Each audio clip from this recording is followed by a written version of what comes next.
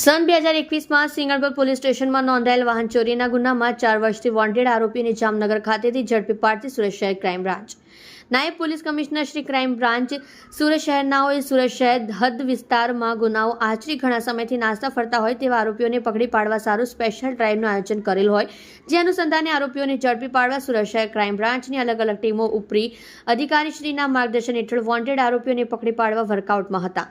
દરમિયાન નાસ્તા ફરતા સ્ક્વોડના પોલીસ માણસોને મળેલ આધારભૂત બાતમી હકીકત આધારે જામનગર નાની લખાણી ગામમાંથી આરોપી ભંગડિયા